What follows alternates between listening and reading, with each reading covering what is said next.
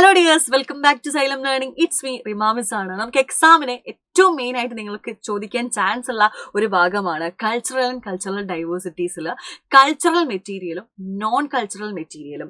Yes, നമുക്ക് നോക്കിയാലോ.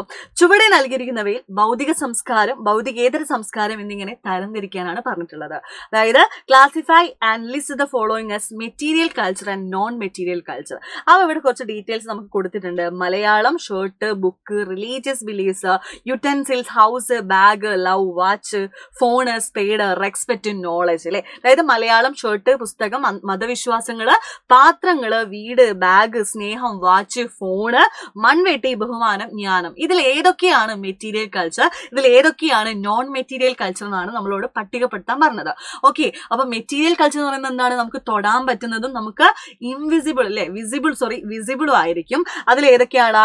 Yes, shirt നമുക്ക് കാണാൻ പറ്റും, പുസ്തകം കാണാൻ പറ്റും, പാത്രങ്ങള്, വീട്, ബാഗ്, വാച്ച്, ഫോണ്, മൺവെട്ടി, ഇതൊക്കെ നമുക്ക് എന്താണ്? കാണാൻ പറ്റുന്നവയാണ്. സോ അതെന്താണ്? മെറ്റീരിയൽ കൾച്ചർ ആണ്.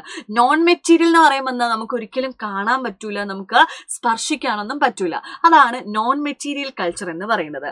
ഇതിൽ മിസ് റെഡ് മാർക്ക് ചെയ്യുന്നതൊക്കെ എന്താണ്? മലയാളം, മതവിശ്വാസങ്ങള്, സ്നേഹം, ബഹുമാനം, ജ്ഞാനം, ഇതൊക്കെ എന്താ? നമുക്ക് ഒരിക്കലും കാണാൻ പറ്റൂല, തൊടാനും പറ്റൂല അല്ലെ. സ്നേഹമൊന്നും നമുക്ക് കാണാൻ പറ്റൂല അല്ലെ. അതൊക്കെ എന്താണ്? നോൺ മെറ്റീരിയൽ കൾച്ചർ ആണ്. അപ്പൊ നിങ്ങൾ അത് അതേപോലെ തന്നെ മാർക്ക് ചെയ്യുക കേട്ടോ. അപ്പൊ ഈ ഒരു ചോദ്യം നിങ്ങൾ എന്തായാലും പ്രതീക്ഷിച്ചോ, എന്തായാലും എക്സാമിന് ചോദിക്കും. ഓക്കെ ഡിയേഴ്സ്, നമുക്കിനി നെക്സ്റ്റ് വീഡിയോയിൽ കാണാം. ബൈ.